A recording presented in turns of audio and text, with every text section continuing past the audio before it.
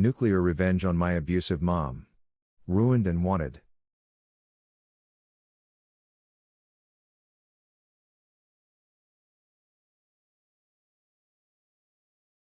So not sure if this belongs on r/nuclear revenge or in a karma subreddit, but as a long-time lurker, I felt comfortable enough to tell my story here. It's a rough story to start, so I'll just go chronologically. The first example of how evil she was my older brother told me.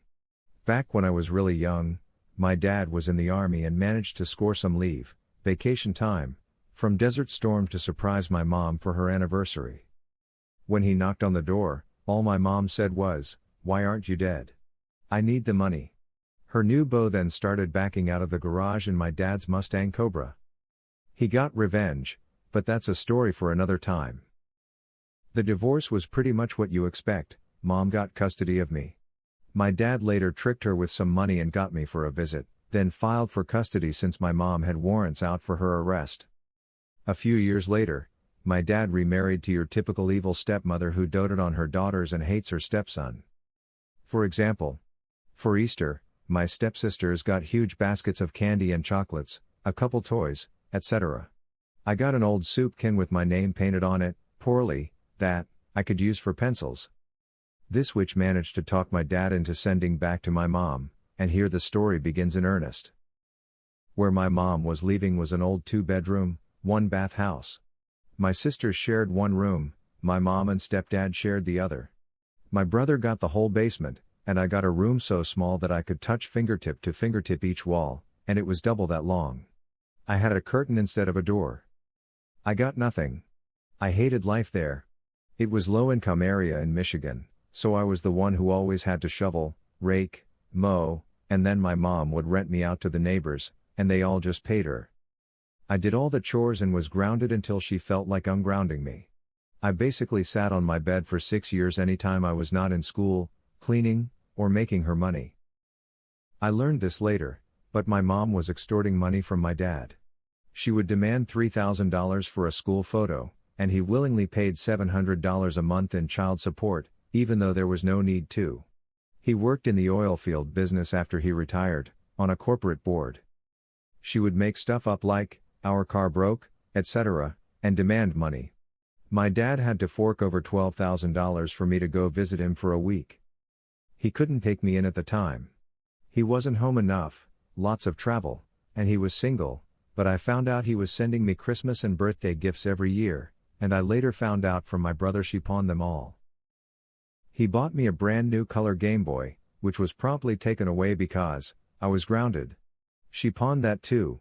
She would often beat me up for stupid reasons. Like when I once put the dishes away a bit damp or if I managed to get chocolate milk from the school cafeteria. Once I got fed up and pushed her, she called the police and he chided me. In short, it was hell. Meanwhile my sisters got upgraded to a private school and lots of amazing toys. She took custody of my grandfather who had MS from the waist down and couldn't even use the bathroom by himself. She got power of attorney and took all his money and blew it, as well as taking half his pain meds, like Vicodin, and giving them to my brother to sell. This will be important later, kinda.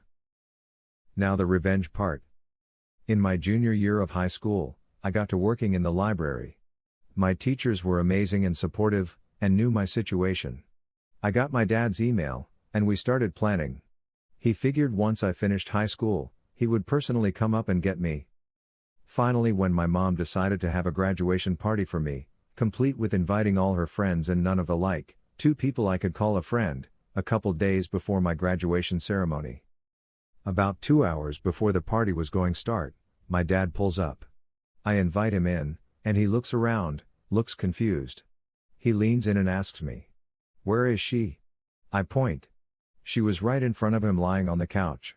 He screwed up his face, and said he'd wait in the car. While I was gathering all my stuff in a single garbage bag, my mom finally realized who this stranger was and lost it. She tried everything from bribing me with NASCAR tickets, I hate NASCAR. She liked it but I knew she didn't have any, to physically obstructing me. She had pulled out all the stops for this party, spending a couple thousand and lots of time cooking, making me cook. I get outside, throw my stuff in the truck, and we take off. Side story. We get halfway down the street and my dad has to pull over. He laughs uncontrollably for a while. I asked him what's up and in his Texan accent says, "Boy, when I was a kid I always wanted to marry a movie star. I just didn't think it'd be Jabba the Hutt." Evidently they didn't recognize each other at first. She put on a lot of weight after they divorced. We get to his place, and it starts. I get updates from my sister-in-law. The party was screwed. She was humiliated. Since she didn't have me, my dad stopped sending money. They had months' worth of unpayable bills. She had to pawn her jewelry, pull my sisters out of the private school and back into public school, sell one of the cars she had. Soon she started calling for money, claiming someone stole the mail all the time so they couldn't pay their bills, and needed money to replace the mailbox so they wouldn't steal it anymore. It was refreshing knowing I was free, and I could say no with no repercussions. I was happy to leave and let leave. I vowed to leave her be and let her sink or swim by her own hand. I was elated to be free, and had no desire to look back at that part of my life. But she wasn't done with me. I decided to follow my dad's example and join the service. I decided the Navy was the place for me. My job required a top-secret clearance, so they do a very thorough background check, to include a credit check.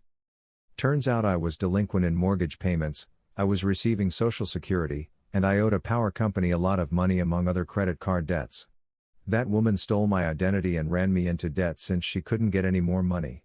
I knew about identity theft, it just never occurred to me that a parent has everything they need to do so. This couldn't stand. After I finished basic training in my technical school, I spoke to my supervisor. Chief was awesome. She managed to wrangle me a temporary assignment to a recruiting station in my old town where my mom leaves so the Navy would buy my plane tickets. Immediately I got there, I spoke to the police and filed a report. One by one I managed to clear most of the debts from me and send all the debt collectors after her. Then I made a visit to the Social Security office. I was in uniform at the time, and spoke to a clerk about how I was somehow getting payments when I never got anything. She looks up the account, and boom. My mom was here. She claimed I was permanently mangled and disabled in an accident and I was physically unable to sign, giving her permission to cash my checks. The clerk read that last part out slower as it dawned on her that I was clearly more than able. She opened a case. For the monolithic bureaucracy that was the government, they move pretty fast when someone's stealing money from them. Turns out when they went to investigate, she had already skipped town. They issued warrants for her arrest and she is on the run. So this was 10 years ago. So evidently my brother found out that not only am I doing great, I am very successful.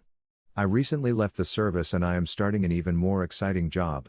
So he told Mom, and she came crawling out of the woodworks via Facebook for money for a doctor. I told her prison gives free medical care, and it felt good. Turns out when my aunts, her sisters who lived in another state, found out about how she treated me, she was cut out of everyone's will, to include my grandmother. Unfortunately we didn't get to my grandfather before she cashed in on him. So, heavily in debt, with no family to turn to, no way to get a job, with fraud on her record as well as selling prescription medication, and warrants out for her arrest, my mother, Jabba the Hutt, is receiving hers. I got cut a check for $20,000, the amount that was garnished from my wages for what she stole from the Social Security Administration, and she now owes that much to Uncle Sam. Edit, thanks for the support guys, you guys rock. To answer 2 questions. No, she hasn't been caught yet. And I prefer to stay as far away from her as possible honestly. How I screwed my stepmom over the moment I had the legal option to do so. Hey r/pro revenge. After first listening to Reddit-related revenge stories on YouTube and then finding this subreddit, I finally decided to try posting my own revenge story. Sorry if I make mistakes. English is not my native language, but the interesting experience I'm about to share will make up for that. Backstory. When I was about 9 to 10 my parents got a separation, later a divorce, where my dad forced my mom to sell my childhood home. And my mom got main custody with my dad having us, me and my 4 years younger sister, over every other weekend plus every other holiday. He moved out only to immediately move in with the stepmonster and her 3 kids. The youngest was 2 years younger than me and a boy, the middle a year older than me and female. I'm not sure about the oldest age, but she was also female. I never interacted much with her. In an ideal world, us 4 kids would have gotten along great, played together and whatnot. Or at least ignored the existence of the others. Sadly, it's not an ideal world, and that didn't happen. My sister got along with them just fine. I didn't. Maybe it was my then still undiagnosed Asperger's syndrome. Maybe it was me not instantly going, yay, new family. But the stepsiblings didn't like me. They started bullying me. And my little sister joined in cause she adored her new stepfamily, and she was just 7 at the time. Over the first 6 months the bullying got worse. And worse. Until I broke and tried to call home and get picked up. At which point my dad decided to start confiscating my phone as the first thing he did when picking us up. The bullying escalated even more. There was nothing I could do. The stepmonster defended her precious demon spawn, calling me a liar and saying things like, "My kids said they didn't, whatever they did or said to hurt me that day." Or, "She's just lying for attention." During the next year I would try to run away from my dad's place a few more times to go to family. They lived less than 40 minutes walk away from an aunt, and about 1.5 hours from my grandparents. Then my dad and the step-monster moved over 2 hours by car away from where my mom lived. Things got so bad that I dreaded going to see my dad. Sitting at every dinner. The only time I would see my dad at that point between pick-up and drop-off. Listening to my dad calling my mom a fat greedy pig and other evil things which really hurt. At 12 to 13, I was suicidal and numb. Since I would only see the step-monster, mostly when she told me to get the heck out and play or something. Just get out of the house. I once told her that I wanted to die. That I didn't want to keep leaving like this anymore. Her response? "I don't care, get the F outside already. If you're going to kill yourself, do it outside."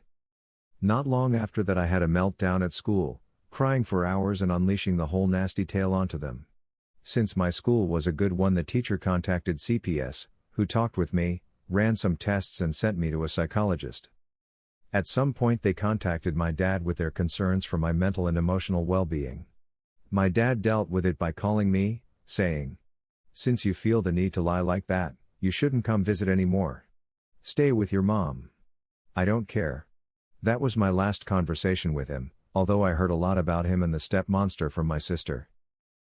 Now, for my revenge. 10 years or so later I get a phone call from my dad's sister about him passing, car accident, and funeral. I went and I met the step-monster again, obviously, widowed now, and my half-brother for the first time. During the funeral and following wake she proceeds to insult me, my mom, and the rest of Dad's family.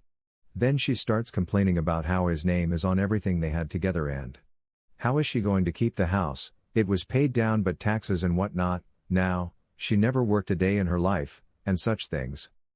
Which is where my revenge comes to play. See. In my country, the children of the deceased have a right to claim a minimum of $115,000 each, if there is that much money or value in assets left behind and there is no will stating otherwise. Normally this claim comes after the deceased's spouse also dies, or when they try to sell the property worth the money, whichever comes first. Legally the children can claim it at any time, but they just don't cause of the decency and pity for the widow. Too bad I hate her guts and both the youngest step-siblings. As it so happens, my dad and the step-monster own some award-winning show dogs, the house and land, and a car. The step-monster also got some insurance money, plus she will get a sum of about 60% of what my dad would earn if he was still alive every month. If my dad had a will, she could have kept all of that for herself or my half-brother. He didn't. And by that time my sister also hated her guts. So I talked to her and did the only thing I could think of. We took her to court to claim our inheritance. Sure, we got many looks of disgust and mutters of greediness, but in the end we won and I got my share of the money. My sister got hers and our half-brother got his, locked in a trust fund for when he turns 18. This meant that the house, dogs, and car had to be sold. The insurance money also got split. So us kids each got around $115,000 each. As for the step-monster? She got around $1,000 and the monthly sum of around $3,700. She was livid. Started screaming venomous stuff, saying I should have killed myself when I was considering and how is she going to leave now? She has no house. And, how dare you force me to sell, my half-brother's name, childhood home. And calling me a B and other offensive names. The judge had to threaten her with contempt of court and get her escorted out before she stopped. Edit. Some people have been commenting on the currency I've used in the post. I use dollars cause that's what most readers would understand. The actual sum we got was closer to 1 million each in our currency. The dogs were bought by an excellent dog caring center since they required high maintenance which normal homes wouldn't manage. TLDR. Stepmother supports her kids in torturing me as a child and tells me she don't care if I die. 10 years later I force her to sell the house and dogs. Abusive mother to my younger brother gets some good fashion revenge. Alright. We were never above mid-class in finances. I, being 20 at the time, was out of the house, thankfully. We, younger brother and I, never had a father in our lives so we learned the daily motions of a man as best we could. My mother was at the time becoming fond of women, nothing wrong with that. What's wrong with my mom is that she despises all men. If she could spit at every man who walked down the street, she would. Trust me. Anyway, having her not liking men didn't make us get the best treatment in the house as, in her eyes, we are his offspring so we are as bad as our father. After I had left, my brother would call me from the house phone every night in tears telling me what she was doing to him, and it seemed to have gotten worse since I had left. It had gone from buying clothes that were cheap and baggy, not giving us anything expensive while she spoiled my bratty sisters, making them pick on him and torment him. One night he's calling me crying saying they dumped nail polish, her only concern was to not get it on the carpets, and the sisters held him down and started making him looking like a clown, while mom just laughed about it and gave them the nail polish. I had asked our mom several times to let younger brother stay with me but she would not let me come near him, and would call the police when I went to the door to check on him. There had to be something done and I made a plan. My mom is a chronic pot smoker. I had once found her stash and it was a lot of weed, let me tell you. So I called the police about me driving by a house that reeked of pot. I drove down to her house and sure enough, a minute later I hear the law coming and the smell of revenge in the air. When the officer arrived on scene he asks if I made the call. I said yes and I had to tell him that it wasn't because of that I smelled outside but that I knew the woman, my mother, did have pot and that she has been abusing my younger brother. The cop called in a backup unit since it was a domestic issue and could go hairy. The two officers walked up to the house stating the call that was made. She denied it all so the officers went back down to the car and called for a warrant. Once they received it, they then went inside the house and found the pot. It was a lot more than I expected. Needless to say she was in handcuffs immediately. I then got to my younger brother and he explained and backed up my statement. After court sessions I now have my younger brother. Mom is in jail, and sisters are all throughout the state in foster homes or something. I don't really care. We've left that entire side of the family. Whoever remained on our side in the family was still family and my mom's girlfriend broke up with her. I'm now 25, my younger brother is finally smiling again. It's taken a lot of therapy and he suffers from PTSD. He goes to a good school with good clothes that actually fit him. He has friends now and has been getting stronger and stronger. TLDR. Abusive mom abuses my younger brother. I come back as the hero and kick some ass with the cops.